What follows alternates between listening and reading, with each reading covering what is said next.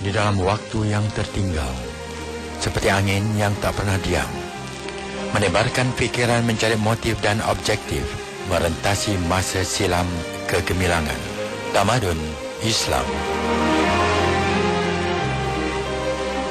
Assalamualaikum warahmatullahi taala wabarakatuh. Saudara, kita bersama lagi dalam rancangan Taman Islam. Saya dari Suai Islam Kuala Lumpur bersama tetamu undangan Dr. Maruf Aizman dari UPM Sedang Selangor. Dan minggu ini masih tentang geologi, Doktor, Ya. Jadi sejauh manakah kajian tentang logam besi dilakukan oleh saintis Muslim? Ya, terima kasih. Bismillahirrahmanirrahim. Memang besi adalah satu kekuatan bagi umat Islam. Mungkin dalam akhir perbincangan kita yang lalu kita telah sebut bagaimanakah kepentingan besi dalam sejarah umat Islam. Besi ini digunakan dalam setiap tamadun. Kekuatan yang ada dalam besi inilah membentukkan teknologi. Sehingga zaman moden kita hari ini, kalau kita bayangkan tanpa besi, maka kita dapat bayangkan di manakah teknologi berada. Di dalam tradisi Islam, kalau kita perhatikan buku-buku yang tulis oleh Al-Biruni. Al-Biruni muncul sekali lagi apabila kita sebut tentang besi. Sebab dia memang mengkaji. Kemudian kita lihat Al-Kindi, lebih awal daripada Al-Biruni, juga mengkaji tentang logam-logam termasuk besi dan juga mutiara dan sebagainya. Ikhwan As-Safa. Ikhwan As-Safa ni mungkin jarang disebut namanya. Dia bukan seorang, tetapi dia satu kumpulan. Kumpulan ini pula diisytiharkan oleh ulama kita kumpulan sesat. Tetapi tak apa, kita sebut dia bukan kerana pahamannya, tetapi sumbangannya dalam sains dan teknologi ketika itu dalam kurun yang ke-10. Kumpulan ini juga mengkaji tentang besi. Dalam buku yang mereka tulis, Rasail Ikhwan As-Safa. Saya juga masa muda-muda dulu banyak baca saya mengkaji tentang matematik, ilmu falak yang ditulis oleh kumpulan ini. Ilmu yang mereka tulis ini sangat bernilai. Mereka menulis tentang bagaimanakah ilmu geologi, apakah kandungan bumi dan sebagainya ini kita boleh baca dalam risalah yang ditulis oleh kumpulan Ikhwan As-Safa. Selain pada itu, Al-Majariti. Maslamah Al-Majariti ini dia duduk di bumi Spanyol. Majariti ini sekarang kita panggil Madrid. Madrid itu adalah perkataan Islam, perkataan Arab. Maksud Madrid itu ialah Majri, sebutnya Majri. Tapi orang Spanyol dia sebut Madrid. Maksud Madrid ialah tali air. Di tengah-tengah bandar Madrid itu ada satu tali air. Ada satu sungai kecil. Kebetulan saya melawat beberapa tahun yang lalu. Memang ada, sungai itu masih lagi wujud dan airnya di tempat-tempat tertentu kuat deras airnya. Dan inilah maksud daripada Madrid. Dan di situ ada seorang saintis Muslim yang bekerja, Al-Majariti namanya. Bahkan ada seorang lagi bernama Imam Al-Majariti. Sebab Al-Majariti ini banyak orang. Yang salah seorang yang kita sebut di sini adalah yang mengkaji tentang logam-logam ini. Begitu juga Abu Qasim Al-Qashani, juga seorang pakar dalam kajian seperti ini. Yahya Al-Ghifari dan banyaklah nama-nama yang lain yang kalau kita nak perhatikan, sebab mereka bagaimanakah nak adun besi ini supaya jadi besi yang paling kuat. Itu kajian yang berkaitan dengan peperangan. Sebab besi ini adalah untuk buat pedang yang paling tajam. Spanyol terkenal dengan besi yang kekuatan besi baja. Besi ini terhasil daripada campuran besi-besi tertentu. Besi ini ada banyak kekerasannya, so dicampurkan besi yang lembut dengan yang keras sehingga kita katakan besi Khorsani. Besi Khorsani ini didapati di Khorasan. Sebenarnya Khorasani. Kita sebut Khorsani ini menunjukkan satu besi baja yang kuat. Memang dia diusahakan di kawasan Khorasan, Al-Khorasan di tengah Asia. Dan dia menjadi simbol kekuatan besi. Selain pada itu, kalau kita baca buku-buku yang tulis oleh saintis kita yang lama, dia kata di Syam juga, di Syria. Di Syria mempunyai kilang besi yang untuk perusahaan selain daripada kapal digunakan untuk membuat senjata peperangan, termasuklah ketika itu ialah untuk membuat senapan dan meriam. Mungkin ketika membicarakan teknologi kimia hari itu, kita dapati bahawa umat Islam telah mencipta torpedo, mencipta meriam ketika Eropah masih berperang dengan kuda dan pedang. Teknologi senjata ini kita yang kuasai satu ketika dahulu dalam kurun yang ke-10, 11 dan 12. Dan besilah menjadi rahsianya. Jadi besi ini dilombongkan di Syria. Al-Biruni pula sekali lagi, saya baca buku dia, dia menceritakan bagaimanakah lombong itu digali ke dalam bumi. Sehingga 150 meter ke bawah. Dan dibuat bertingkat-tingkat. Sama seperti yang dilakukan dalam zaman moden. Kita lihat dalam zaman moden hari ini, di Eropah masih melakukan benda yang sama. Dia masuk sedikit, dia buat sedikit structure, dan kata albio ni kita buat banyak selari. Apabila masuk ke bawah sampai satu kawasan, satu kedalaman, dikembangkan kiri dan kanan supaya kita dapat bersih, dan dia akan ke atas, dan dia menceritakan bagaimanakah kedalaman ini. Ada yang sampai ke 120 meter yang disebut oleh Al-Birni. Kemudian lombong ini berlaku di Syria namanya. Dan inilah kekuatan Islam. Sebab dalam Al-Quran, wa'addu lakum mastata'tum min quwwatin wa min ribatil khayli turhibuna bihi aduwallahi wa aduwakum wa akharuna min dunillah wa akharu la ila akhirih. Maksudnya, hendaklah kamu bersedia dengan kekuatan peperangan untuk menakutkan musuh-musuh kamu dan musuh-musuh Allah, musuh-musuh kamu. Dan oleh itu antara kekuatannya ialah besi yang dilombongkan di sini, tetapi inilah yang menjadi kekuatan tentera-tentera Islam ketika berdepan dengan peperangan salib ketika itu dulu. Kita dapati juga bahawa kajian tentang pancalogam. Pancalogam ini seni untuk mencantumkan di antara logam-logam.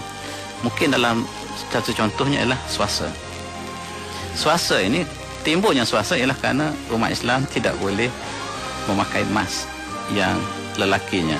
Lalu adalah orang yang mencari jalan tengah. Dia buat campur antara tembaga ataupun perak dengan emas, lalu jadilah satu benda yang lain. Apakah ia emas ataupun dia sudah bukan emas lagi? Maka ulama pun berijtihadlah. Ada yang mengatakan masih lagi emas, ada yang mengatakan dia sudah hilang emasnya. Ini orang panggil apa? Ini bukan emas lagi, ini swasa. So jadi hilang nama emas dia. So boleh pakai katanya. Wallahu alam, tapi bukan itu yang saya nak masukkan di sini, tetapi maksudnya ialah mereka mengkaji pancalogam ini ialah kerananya, antaranya ialah kerana ada kaitannya dengan hukum fiqh itu tadi. Dan bagaimanakah mata wang dia nak dibentuk. Semuanya ini memerlukan teknologi tertentu dalam perlogaman. Begitu juga dengan perak, cincin dan sebagainya. Dan ini umat Islam sangat-sangat hebat. Dan buktinya ialah dalam buku-buku yang ditulis oleh mereka, kita tak sempat nak baca apa. Kita membelik saja mengetahui bahawa kajian mereka sungguh-sungguh hebat. Walaupun kita tidak mengatakan hanya tamadun Islam yang mengkaji perkara ini, setiap tamadun ada kajiannya, tetapi khusus untuk tamadun Islam memang banyak khazanah yang kita belum terokai, tetapi perkara yang seperti ini hanya tertinggal di dalam lipatan sejarah yang sekali-sekala kita buka dalam bentuk manuskrip. Saya juga mencadangkan bagi ilmuwan-ilmuwan kita yang ada kemampuan untuk buka balik buku-buku lama ini untuk kita lihat sejauh manakah. Dan yang paling pentingnya ialah apakah paradigma, apakah landasan yang mereka gunakan, bagaimanakah hubungan dengan Al-Quran dan juga dengan kehidupan umat Islam. Kenapakah perusahaan logam itu dilakukan demikian rupa dan apakah hubungannya dengan umat Islam ketika itu. Itulah yang saya harap. Adakah kajian geologi tentang fosil menyokong teori evolusi Darwin atau sebaliknya, Doktor? Kalau kita lihatkan salah satu daripada kajian fosil ini ialah ada kaitannya dengan satu teori yang dikemukakan oleh Charles Darwin. Teori ini sangat terkenal, diulang banyak tempat, dan sekali lagi hari ini kita cuba melihat kembali apakah yang berlaku, apakah kajian-kajian yang dilakukan dalam geologi ini menyokong atau tidak kajian yang dilakukan oleh Darwin. Banyak galian-galian yang telah dilakukan untuk menyokong Darwin. Sebenarnya Darwin ini hidup dalam kurun yang ke-19. 1800 lebih, dia telah memberikan satu teori yang sangat-sangat bahaya. Dia kata manusia bukan diciptakan oleh Tuhan, boleh diciptakan oleh sesiapa, tetapi semua spesies dia hanya berkembang secara kebetulan daripada yang paling kecil, paling mudah sampailah kepada manusia. Tuhan tidak wujud sama sekali, itu kata Darwin. Akhir sekali perkembangan manusia berasal daripada spesies yang lebih rendah padanya, iaitu daripada monyet. Dan akhirnya mereka mencari fosil untuk menunjukkan bahawa ada manusia yang separuh monyet dan separuh manusia. Untuk menunjukkan bahawa teori mereka benar. Ini yang dilakukan oleh Darwin. Yang kita herannya adalah sebahagian daripada ilmuwan Islam, saintis Islam juga terikut-ikut mencari perkara yang sama untuk menunjukkan bahawa manusia daripada monyet. Alangkah sesaknya mereka. Sebab kita kata kullukum min Adam wa Adamu min turab, inna akramakum indallahi atqakum. sesungguhnya semua kamu, semua manusia, tak kira di barat atau timur, utara dan selatan, semuanya daripada ayah yang sama Adam. Wa Adamu min turab, Adam daripada bumi, daripada tanah. Dan inna akramakum indallahi atqakum, yang paling mulia di sisi kamu ialah orang yang paling bertakwa. Tiba-tiba kita katakan manusia berevolusi daripada monyet. Tetapi untuk mereka membuktikan mereka benar, mereka cari tulang-tulang lama. Jumpa satu tulang, ini tulang antara monyet dan manusia. So betul. Itu ditulis dalam buku biologi sampai hari ini pun. Kemudian sebenarnya apa yang mereka lakukan itu tidak tepat. Umpamanya dalam satu penggalian di satu kawasan batu yang sangat tua di dunia, disebut sebagai Cambrian Rocks, di satu kawasan pergunungan namanya Cambrian. Mereka jangkakan untuk tunjukkan bahawa ada rangka-rangka di situ untuk menunjukkan bahawa Darwin benar. Mereka cari di situ, tetapi sayang mereka telah temui di situ asalnya satu kehidupan berlaku di situ, kemudian berlaku gempa bumi satu masa yang sangat lama, dia menimbuskan seluruh kehidupan di situ. Maka umur berlaku peristiwa itu jutaan tahun. Didapati di dalam timbusan batu kajian geologi ini, didapati semua spesies yang ada hari ini ada di situ. Apa maksudnya? Maksudnya evolusi tidak berlaku. Kalau evolusi berlaku, pada ketika itu mereka jangkakan hanya yang ada binatang-binatang yang belum mempunyai tulang belakang hidup ketika itu, sebab jutaan tahun yang lalu. Kalau benar teori evolusi.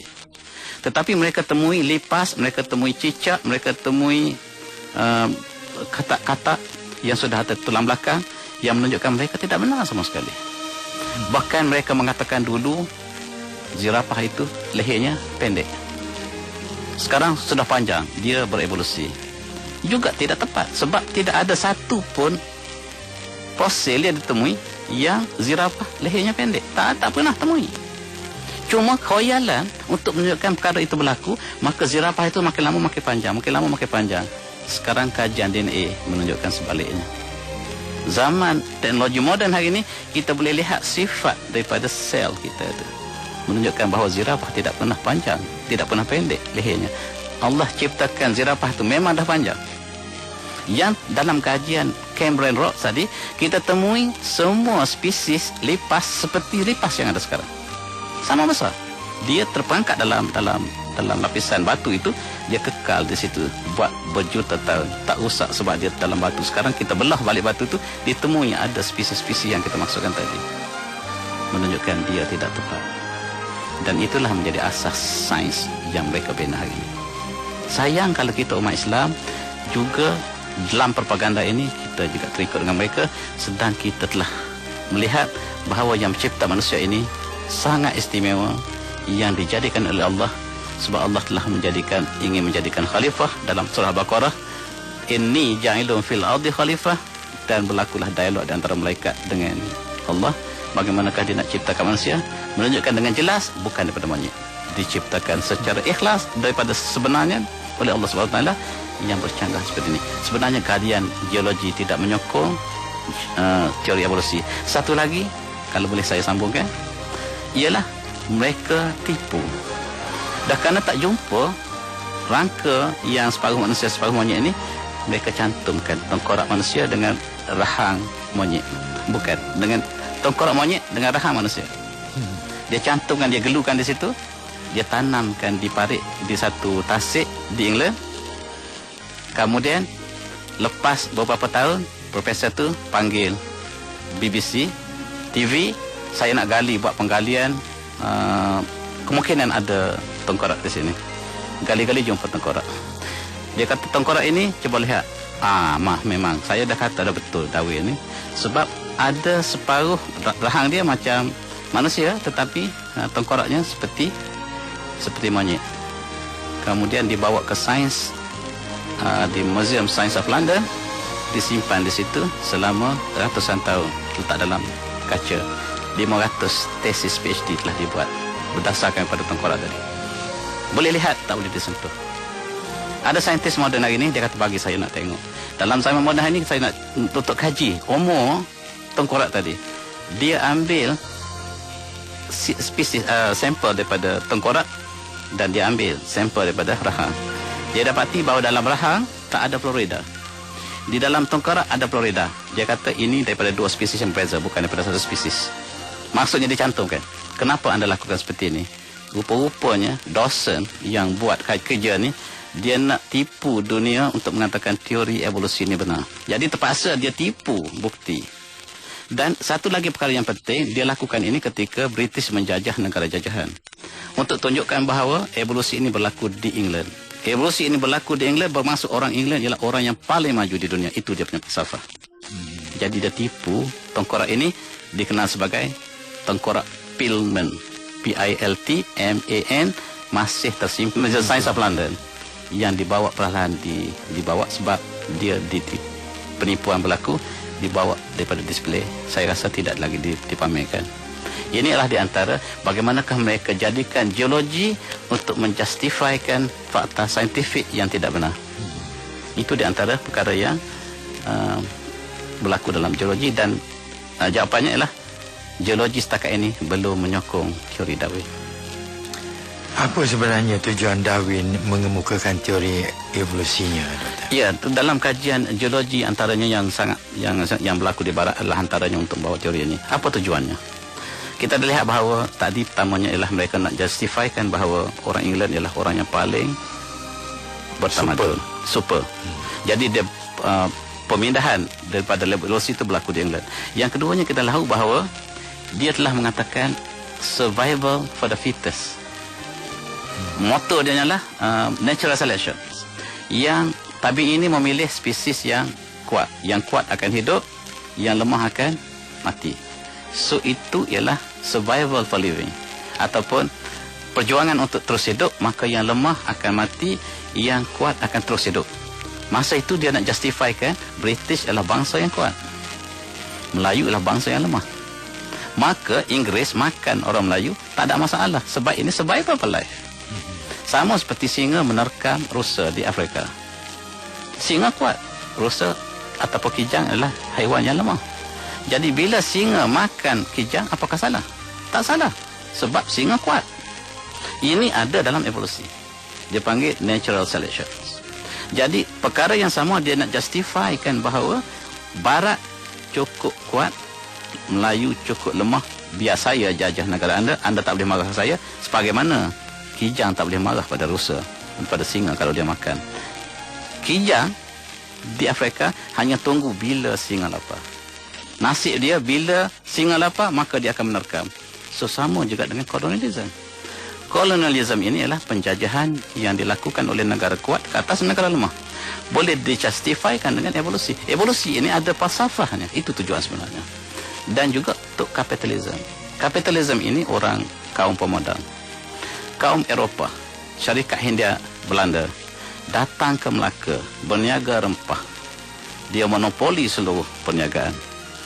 Dan apabila dia kuat, dia monopoli seluruh kawasan. Sebagaimana singa yang kuat, dia jadi raja di padang sabana. Maka British menjadi raja di armada dalam kurun yang 20, sebab dia yang paling kuat. Dan dia menguasai ekonomi. Kapitalisme tidak ada sama rata. Dia ada ialah siapa yang kuat, siapa yang pandai, dia kuasai ekonomi. Dan oleh sebab itu nak justifikan dengan evolutionism ini, di antaranya seperti itu. Satu lagi, bila dia sampai ke Afrika, dia nak katakan orang Afrika ini adalah bangsa yang baru berevolusi. So dia nak adakan sistem apartheid. Sistem apartheid itu diasaskan pada teori evolusi. Kalau kita lihat bagaimanakah orang barat mengklasifikasikan monyet paling rendah, manusia paling tinggi. Tetapi manusia pun ada ranking dia. Negro evolusi kelas ketiga, orang Asia evolusi kelas kedua, orang Inggeris kelas 1. So orang negro di Afrika, orang kulit hitam maksud saya, diletakkan sebagai hamba abdi. Dan mereka ini diletakkan sehingga Mandela keluar daripada perjuangan apartheid ini, dibela oleh Mandela selepas tahun 1980-an. Maksudnya dalam kurun ke-20 masih lagi sistem apartheid yang didasarkan kepada teori evolusi masih berjalan di Afrika Selatan. Sehingga akhirnya hari ini, alhamdulillah, sistem itu dihapuskan. Tetapi kita kena lihat bahawa di sebalik daripada falsafah evolutionism ialah untuk memperhambakan manusia lain yang lemah.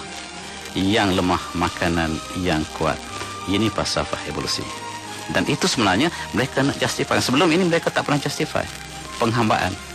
Ketika Eropah menguasai Afrika, Amerika menguasai orang di kawasan Kongo, di kawasan Sierra Leone yang negro, dicolik ke Amerika untuk bekerja di ladang-ladang mereka, dicolik oleh Eropah yang jadikan penghambaan. Kalau kita lihat cerita dalam filem The Bounty, cukup menyentuh perasaan hati kita. Bagaimanakah Raja Queen Elizabeth yang pertama menghantar kapalnya untuk mencolik para abdi dan dibawa balik untuk bekerja di ladang-ladang mereka yang mereka isytiharkan sebagai tanah yang ditemui.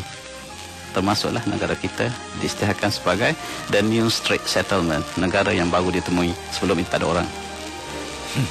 Dan ini yang disebut kepada negara-negara yang ditemui, maka dibuat ladang, dibawa orang negro untuk bekerjanya, sehingga Amerika ini penuh dengan hamba-hamba abdi. Kita lihat bagaimanakah Abraham Lincoln. Presiden Abraham Lincoln berjuang keras untuk menghapuskan pengambahan yang dilakukan oleh presiden-presiden yang sebelum itu.